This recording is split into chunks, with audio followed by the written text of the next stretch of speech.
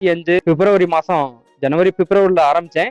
பிப்ரவரியில் ஆரம்பிச்சு அப்படியே கோழிக்கூடு வழியா கேரளாவில இருந்து மும்பைல இருந்து சண்டிகர்ல இருந்து அப்படியே மேல லடாக்ல இருந்து ஜம்மு அண்ட் காஷ்மீர், அதுக்கப்புறம் மறுபடியும் சண்டிகர், நியூ டெல்லியில இருந்து திப்புருகட்ல இருந்து மணிப்பூர்ல இருந்து கல்கத்தாவில இருந்து சென்னை தலைமைச் செயலகத்துல இருந்து இங்க அப்படியே நான் ஒவ்வொரு மாநிலம் ஒவ்வொரு மாவட்டம் அப்படி தங்கி தங்கி வந்திருக்கேன். இதோட 1600 கோயில்களுக்கு மேல நான் தங்கியிருக்கேன். இந்த கொடிக்கு பயங்கர பெருமிதம் அதுலயே இருக்குது.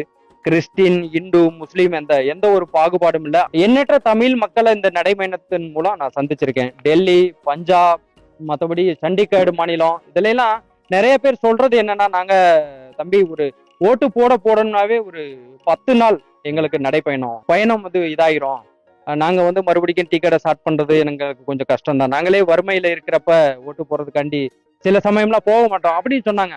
ஆனா இந்த தடவை என்ன தெளிவா சொல்றாங்க, ஆட்சி மாற்றம் ஏற்படணும், கண்டிப்பா விஜய் சார் வரணும் அப்படின்றதுக்காண்டி நாங்க இந்த தடவை கண்டிப்பா ஓட்டு போட்டு அவரை கண்டிப்பா ஜெயிக்க வைப்போம் அப்படின்னு சொல்றாங்க.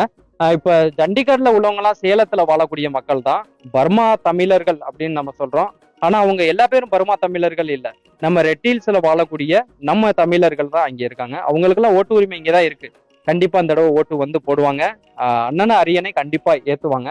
நான் இந்த நடைப்பயணம் தனுஷ்கோடியில இருந்து இப்படியே வந்துக்கிருக்கேன். இன்னைக்கு அவங்க அப்பாவோட பூர்வீக இடம், அவங்க பெரியப்பா இங்கதான் இருக்காருன்னு இது பண்ணேன். கல்லறைகள் இங்கதான் இருக்கு. தரிசனம் பண்ணிட்டு நான் நடைபயணம் மறுபடியும் இதை நோக்கி போய்க்கிருக்கேன். தூத்துக்குடி, கன்னியாகுமரி. இதோட இன்னமும் இந்த பயணம் 10,636 கிலோமீட்டர் இது வரைக்கும் கம்ப்ளீட் ஆயிருக்கு. நாள்கள் 195 நாட்கள் முடிவடைஞ்சிருக்கு.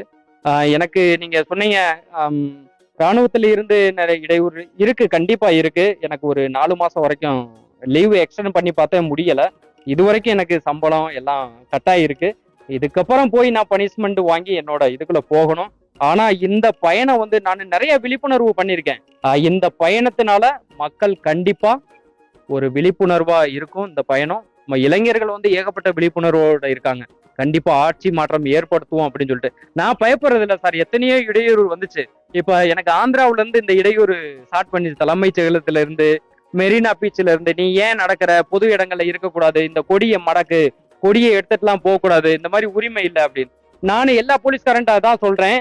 பாருங்க, நம்ம ஐயா ராகுல் காந்தி ஐயா கொடி பயணம் மேற்கொண்டு இருக்காரு. அவரெல்லாம் யாரும் சொல்ல மாட்டாங்க.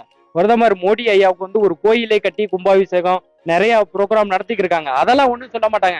நான் ஒரு தனி பயணம் மேற்கொண்டு இருக்கேன். என்னால என்ன இடையூறு